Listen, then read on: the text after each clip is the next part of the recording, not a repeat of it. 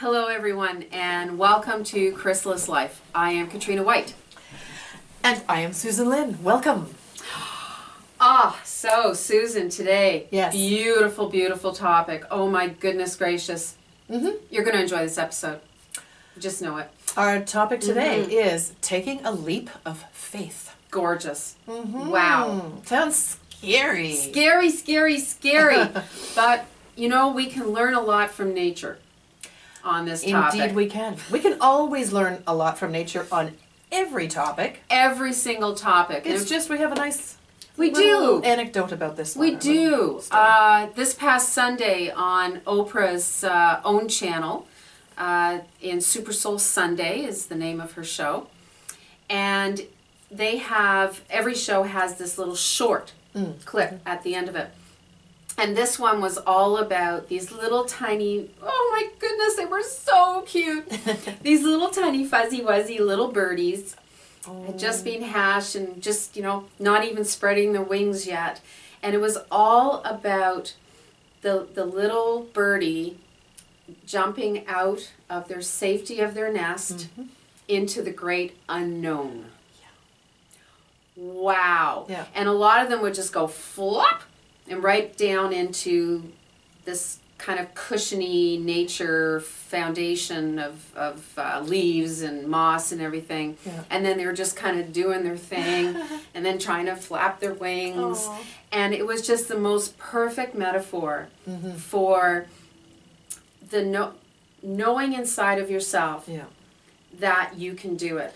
And taking that leap of faith no matter what it is. Right. I mean, these little tiny birdies are jumping out of a big tall tree, out of the safety of their nest away from mommy, and going flump into the great unknown. Yeah. If they can do it, my goodness gracious, so can we. We can too. Oh, great learning from that. I love that show. And it's just the season for it because it's spring and we're in our neighborhood here and anywhere in our part of the world. We're in Canada right now. We see little nests being built. So there's one right outside your window, and there's one right outside my front window at home too. And so we're going to be watching these birds develop and then take their leap of faith. Yes. And so we can look at that and what can we learn from that? What can we take from that? Yeah. Beautiful lesson that nature is providing for us. Exactly. So what's happened in your life that you'd like to share where it was a perfect example of this metaphor? Yes. Well, I've taken leaps of faith and I'm telling you, they're scary.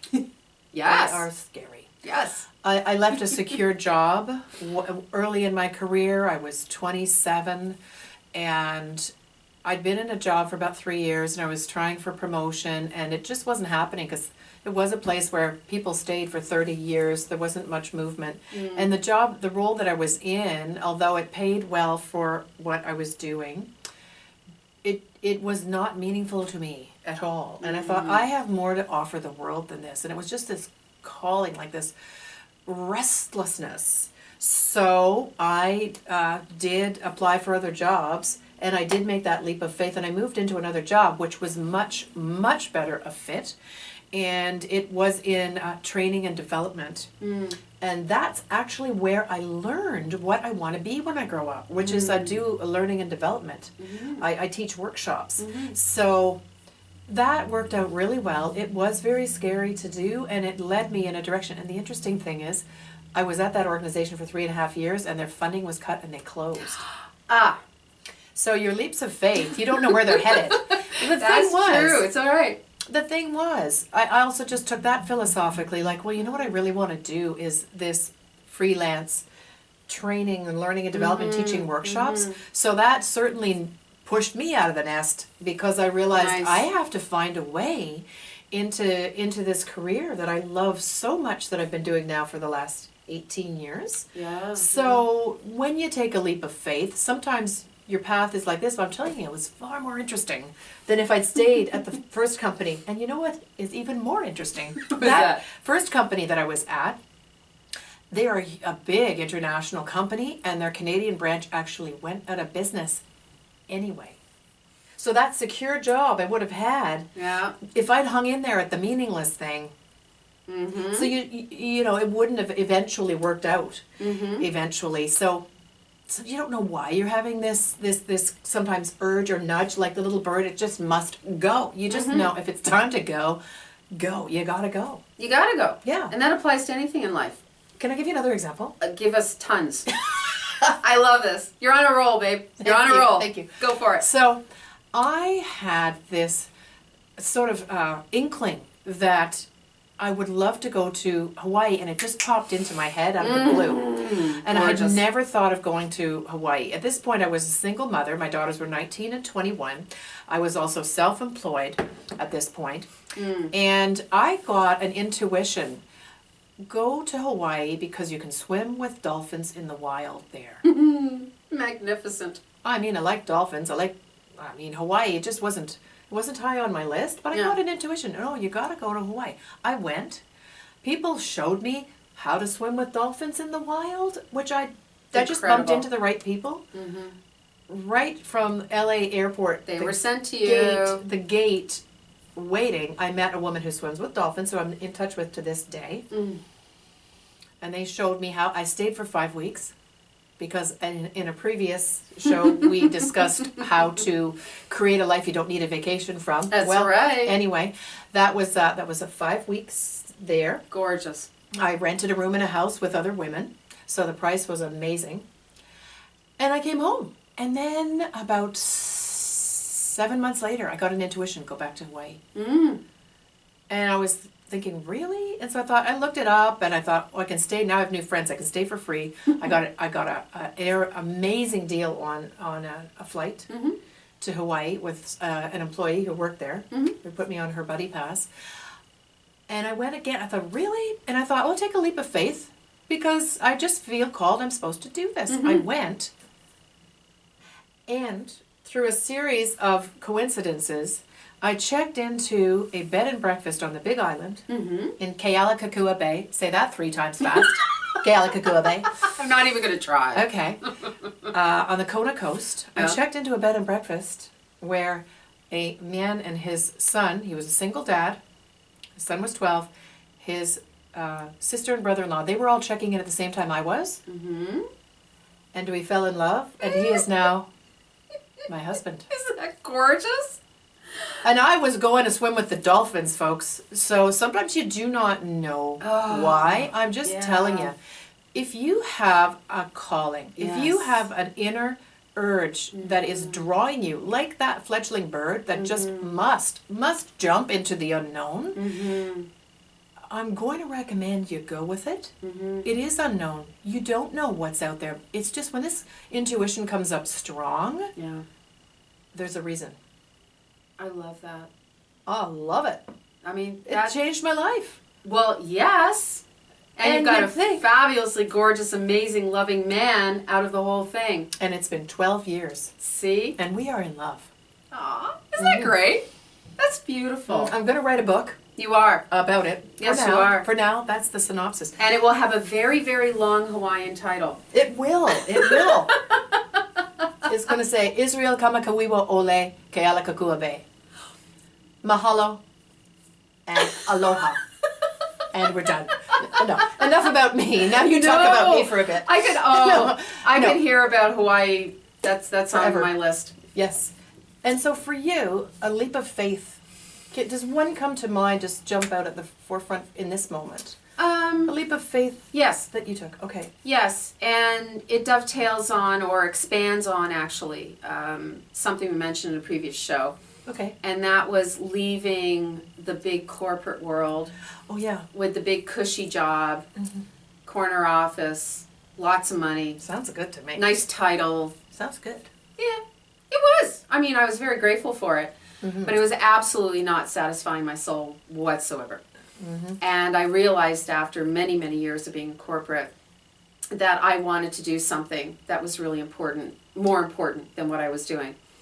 I had spent about 20 to 25 years actually now working with, mostly in volunteer capacity, with nonprofits and charities, both domestic and international. And I said to myself, I want to go and work for a nonprofit. And I chose a nonprofit, and they chose me, so it was all symbiotic and wonderful. That was young, relatively young, and struggling and young. Not in the greatest of shape, Okay. really. They needed help. They really needed help. And so I came zooming in and worked with the CEO, who was absolutely phenomenal, and the board and the rest of the very small staff. I just love these people so much. They're forever in my heart. And together we built this organization to now be very internationally renowned, and created, again with another leap of faith, a G20 movement that is followed, endorsed, and supported by the G20 leaders, which is absolutely massive. So with a giant leap of faith, one, I went into the nonprofit world, and number two, giant leap of faith along with some of my colleagues, with all these incredible naysayers around us, and created this big global initiative and organization and movement that today is just taking over. It's just phenomenal what they've done with it. And that was a massive leap of faith, because we were constantly pushed back, and lots of no's. And especially when we were going, talking to world leaders, like even getting to that point, there was quite a journey to get to be with those people. And to be endorsed when they're constantly, doors are always knocking on world leaders. Hey, support us, support us. And we weren't asking for money. Yeah. We were asking for their endorsement and to be a part of their G20 leaders communique, which is a massive deal. And again, everybody kept saying, oh, you'll never get that, you'll never get that. But we believed in it. We believed in it, and we had visualized it, and we were going to do everything in our power to make it happen, even though we had blinders and no clue how to do it at the beginning. Yep. That was a massive leap of faith. And it completely paid off. In fact, it's bigger and better than I could have ever even imagined it to be. Well done, if I might say. Well done to you, Very my impressive. friend, on everything that we do, whether it's, G20 and world leaders, or it's... Swimming with the dolphins in Hawaii. I made a leap of faith of changing my hair, which is naturally very blonde, to kind of red. So there you go. There you are, and I really like it. I think it's working.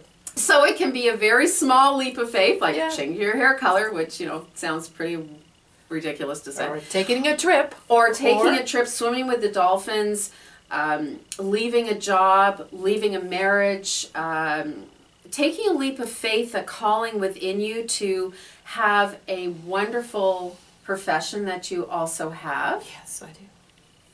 Tell our audience what you also do, who you also are, that leap of faith. Well, I really had A a true calling. faith. I really had a calling to study world religions, because I want to promote peace on earth.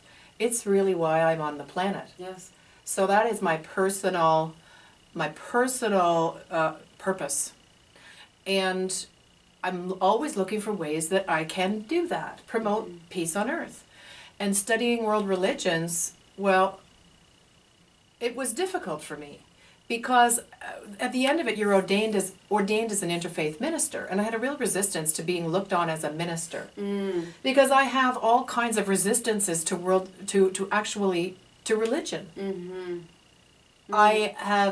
I'm spiritual, and I am inspired by all kinds of different, let's say, writers, as well as founders of many of the world's faiths, so it's not like I could really pick one. And I don't want to follow a script of a particular religion, because I don't kind of do that with anything in my life, I'm with as you on you've that. probably figured out by now.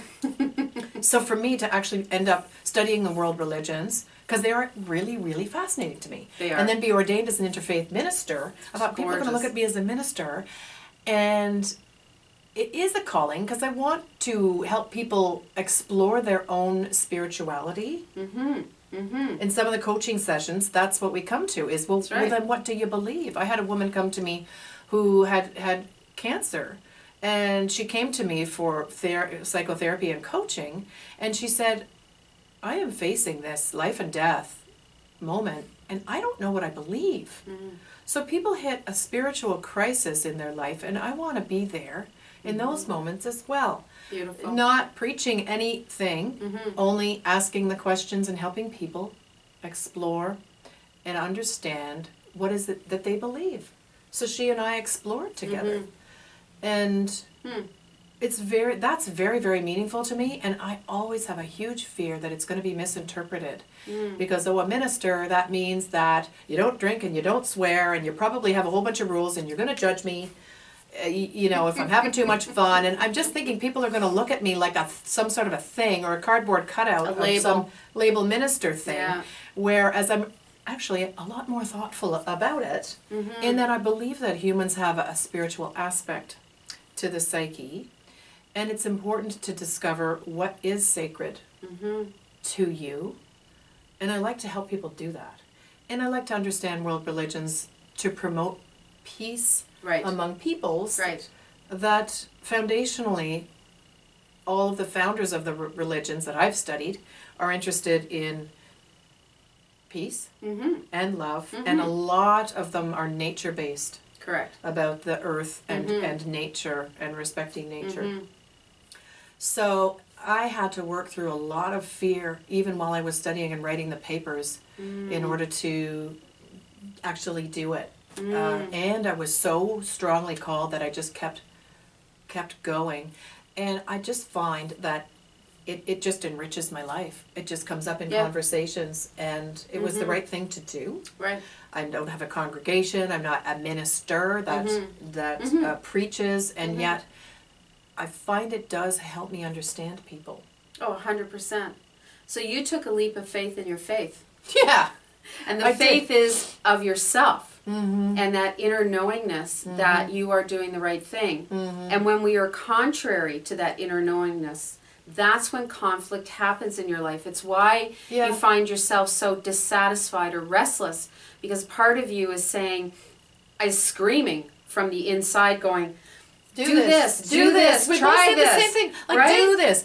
Yeah. I'm going to just recommend, go for it. Take a step in instead of listening to this direction. All the time. Yeah, follow your heart. Yes. Because what I found was the shifts I had to go through in order to get ordained, that was really the journey of it, was what the shifts in me, it just helped me about what is a leap of faith, and it just helped me feel satisfied that I had done it. It's gorgeous. It put something at rest and more peaceful within me. Yeah, and I can perform weddings in New York State and Ontario, Canada.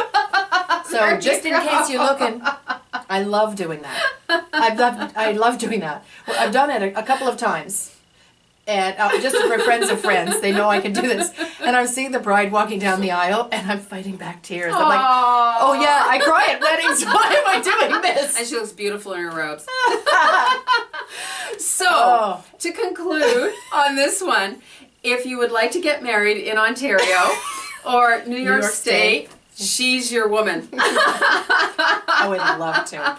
Yeah. And the key here is, just like the little birdie who just came out of its egg and was dusting itself off, fluffing itself up. And getting ready to take that leap of faith. It was an inner knowing. It was an inner courage. It doesn't come from anything outside or anyone else. It is that inner knowingness and that faith in yourself that whatever you're going to do, you're going to land okay. It might be a little bumpy and turbulent along the way, or like this, but you're going to get somewhere. And that place is then going to take you somewhere else and somewhere else. Well, you know what? We're here on this planet to have a journey. And to learn. Oh, to and expand, that's the most to grow, exciting to learn. thing. Yeah. So park the fear.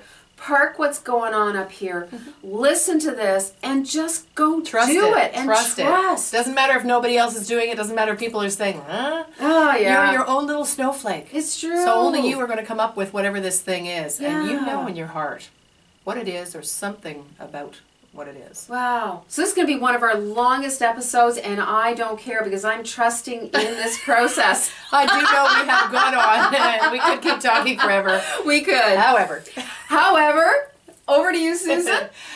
That's a wrap. And scene. Excellent, excellent. Thank you so much for joining us for this episode of Crysalyst Life as our pillow goes bouncing off, and our beautiful leap of faith with that. Until next time, we love you. Aloha. Aloha.